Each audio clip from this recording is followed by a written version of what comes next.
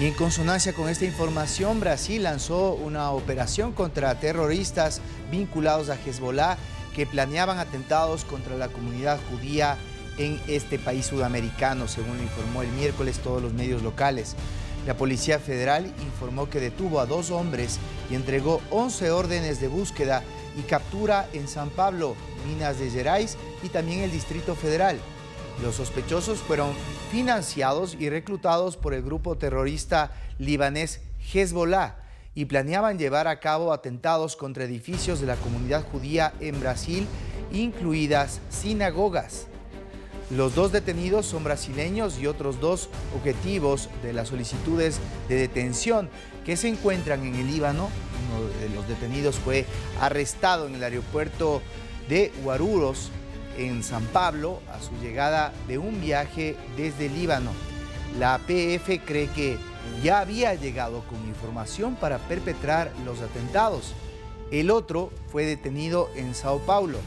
Bautizada como Operación Trapiche, la acción tiene el objetivo de desbaratar actos de terrorismo y obtener pruebas del posible reclutamiento de brasileños para llevar actos extremistas en el país. Así lo indicaron las autoridades en este comunicado. Los reclutadores y los reclutados deberán responder por los delitos de formación o también adhesión a una organización terrorista y realización de actos preparatorios de terrorismo, cuyas penas máximas sumadas alcanzan los 15 años y 6 meses de prisión, según lo advirtió la policía.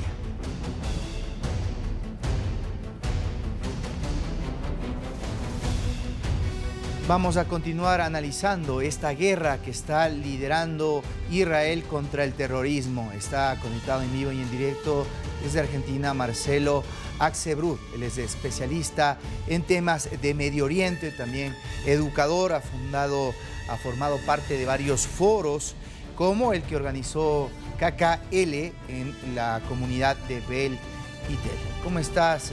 Gracias por este tiempo. Bienvenido, te saluda César García. Hola César, buenas noches, gracias por la invitación.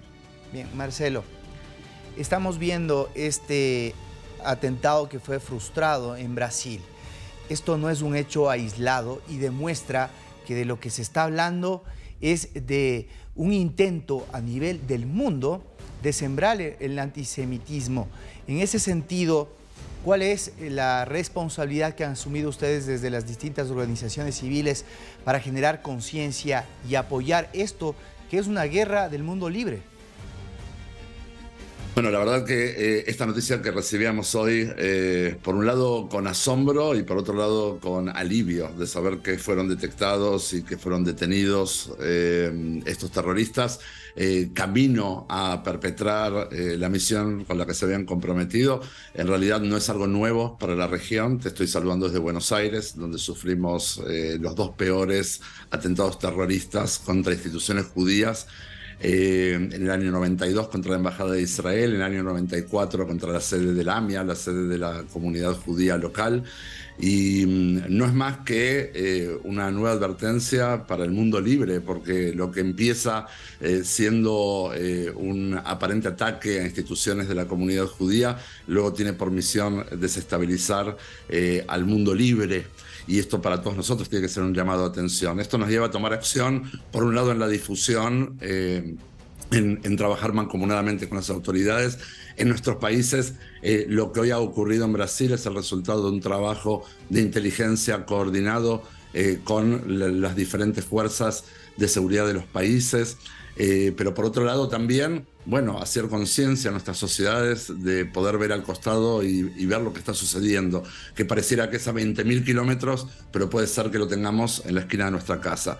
Es por eso que frente a nuestros países, desde las instituciones judías, hacemos esta labor de colaborar y por otro lado tenemos la responsabilidad de proteger a los nuestros. Es por eso que, y lo estamos viendo globalmente, en la ola de antisemitismo que está creciendo dramáticamente, más del 400% en los Estados Unidos, más del 600% en algunos de los países de la Unión Europea.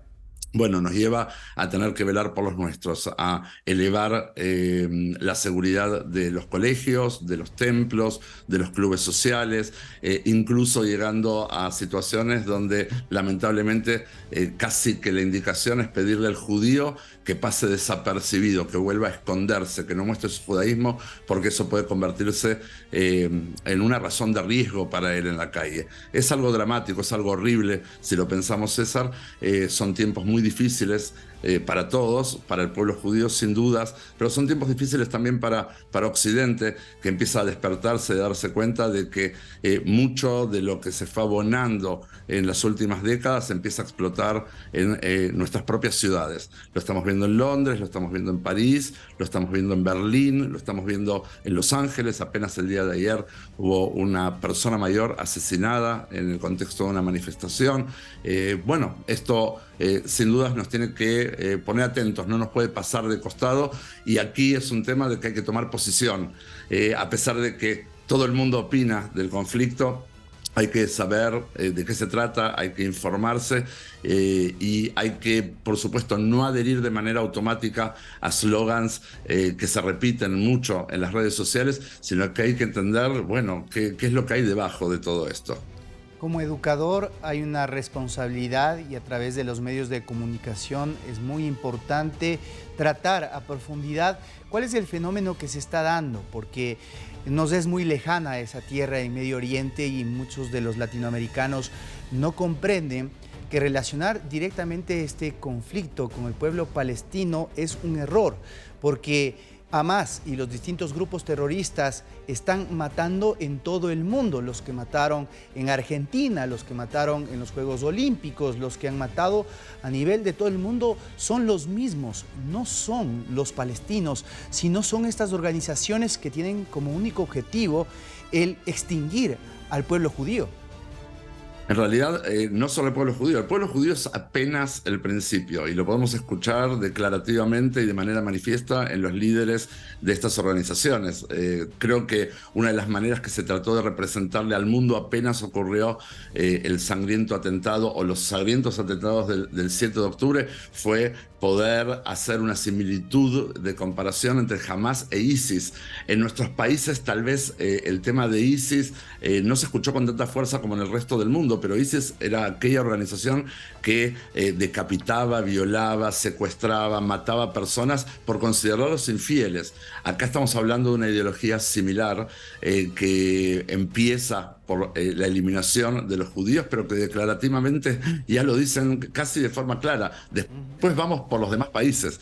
Su idea es la conquista del mundo, desde esa mirada tan profunda respecto de cómo deben de ser las cosas, y todos los demás somos infieles. Es por eso que ni siquiera les importan tampoco aquellos civiles palestinos a quienes no dudan de utilizar como escudos humanos, a quienes no dudan en mantenerlos prácticamente en cautiverio, en no permitirles entrar en los corredores humanitarios que les permitan ir hacia el sur de la Franja de Gaza, gracias a las indicaciones que fueron más de 5 millones de llamados telefónicos, de panfletos, de datos que les pasaban a la población palestina de parte del ejército israelí para que se pongan a salvo y vayan a buscar justamente víveres, medicamentos, agua, comida hacia el sur de la franja, para que eso libere el espacio para que el ejército pueda, bueno, operar e ir en búsqueda de estos asesinos. No les importa nada, solo les importa el mensaje. Somos nosotros o son ustedes, y ellos no dudan en matar incluso a su propia población. En varios de los foros de Israel Te Necesita se ha destacado la labor de los reservistas israelitas que están luchando una guerra que no corresponde solamente a ese pueblo, sino, como tú ya bien describes, a la nación entera. En ese sentido, ¿qué es lo que se viene informando sobre estos héroes que están trabajando, luchando, exponiendo sus vidas en esa zona? Correcto. Bueno, el ejército de Israel está compuesto por un servicio regular. Todos nuestros jóvenes, incluyendo a mis dos hijos, tengo a mis dos hijos sirviendo en el ejército, se encuentran en lo que es el servicio regular. Todo joven a los 18 años tiene que presentarse para servir durante 2 años y 8 meses, prácticamente 3 años, dejar esos 3 años en servicio del Estado de Israel y del pueblo judío. Es un ejército que está compuesto por nuestros hijos y en lugar de, como en todo el mundo, ir a estudiar o empezar su vida laboral, lo dedican al Estado. Ese es el ejército regular. Y fuera del ejército regular están lo que se llaman las fuerzas de reserva, que son aquellos que después de esos 2 años y 8 meses siguen al servicio del ejército cuando son requeridos. Obviamente en una situación de guerra fueron llamados en principio 300.000 reservistas, se presentaron finalmente 360.000. Estos reservistas son personas que ya son profesionales, son empresarios, tienen sus propios negocios y dejan todo para ir al frente junto a mis hijos y a los demás compañeros que están en el servicio regular para ir a defender el interés del Estado, que en este caso es recobrar, devolver a sus casas, a sus familias, a los 244 secuestrados, hermanos nuestros que fueron arrancados de sus vidas ese maldito 7 de octubre, y además para eliminar tanto la infraestructura como a cada uno de los terroristas de Hamas. Es interesante estar escuchando hoy el testimonio de una persona conocida que decía que acaba de regresar de Israel. Fue a Israel, una reportera fue a Israel y le sorprendió que todos los aviones hacia Israel llegaban llenos al aeropuerto Ben Gurión. Y cuando le tocó regresarse, decía, para poder ir, viajé en un asiento del medio, incómoda, de verdad que no había lugar para nada. A la vuelta pude regresar casi que acostada en los 3 asientos. Decía, esto de alguna manera simboliza el compromiso del pueblo judío con lo que está pasando con la tierra y con el Estado de Israel, de ir hacia el lugar. En lugar de huir de la guerra, como cualquiera pensaría, los judíos están yendo hacia allá. Los primeros en ir han sido los miles de reservistas que se encontraban fuera del país. Es muy normal que los chicos, cuando terminan estos 2 años y 8 meses de servicio regular, hacen un viaje. Por eso podemos ver israelíes jóvenes dando vueltas por el mundo. Algunos vienen a Latinoamérica a disfrutar de nuestras hermosas tierras, algunos se van hacia el lejano oriente, otros van mochileando por Europa. Pero no importaba si hacía menos de un mes que habían terminado su servicio regular, ninguno lo dudó. Inmediatamente buscaron la manera de regresar al país. Esos reservistas son, como yo decía, gente común, ya gente que había regresado a la vida civil. Y entonces una primera manera de ver el compromiso que tienen todos estos jóvenes en que, como te digo, fueron convocados originalmente 300.000 y se presentaron 360.000, lo que generó en los primeros días un problema de logística. No había suficientes insumos para todos, pero por supuesto todos fueron recibidos y fueron asignados a sus misiones. Pero se une esto al gesto nacional. Decíamos hace algunos días en una conferencia que en hebreo se dice Mediná Meguyeset, un país reclutado, y yo diría que somos en realidad un Am Meguyas, un pueblo reclutado, porque lo que está pasando en Israel, por supuesto que nos tiene que importar a todos quienes somos fervorosos defensores del mundo libre y de la democracia y de los valores humanos más básicos, pero por supuesto que al mismo tiempo quienes estamos al frente somos el pueblo judío y nuestros ojos y nuestros corazones están puestos ahí 24 horas, 7 días a la semana, y desde hace un mes es hasta difícil conciliar el sueño. Pero estos gestos de unión y de bondad aparecen en lo cotidiano todo el tiempo, todos los días. Todos estos reservistas que dejaron sus lugares de trabajo tienen que ser reemplazados de alguna manera, y lo que se despertó ha sido una ola de voluntariado masivo que es inédito en la historia del país, a pesar de que Israel es uno de los países que tiene mayor índice de voluntarismo humanitario a nivel global, pero lo que empezó a ocurrir es que las personas que quedaban en la retaguardia, hombres, mujeres, personas mayores, hasta niños, trabajando y colaborando para que el país siga funcionando de acuerdo a la normalidad posible.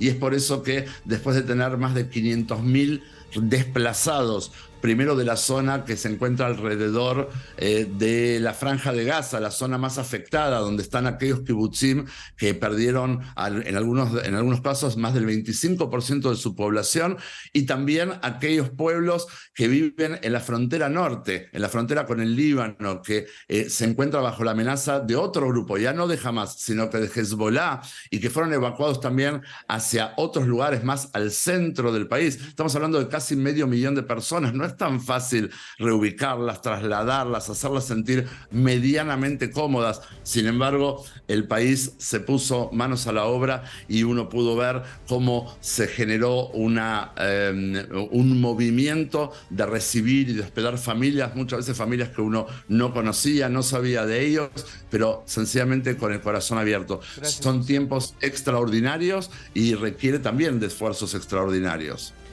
Muy gentil, Marcelo, gracias por describir también lo que se está viviendo allá en Israel y también cómo el pueblo se ha hecho un llamado de todo lo que significa esta lucha por la historia de Israel y por conservar el mundo libre. Te agradezco mucho y que tus hijos y esas 240 personas regresen a casa pronto. Amén. Muchísimas gracias por la invitación.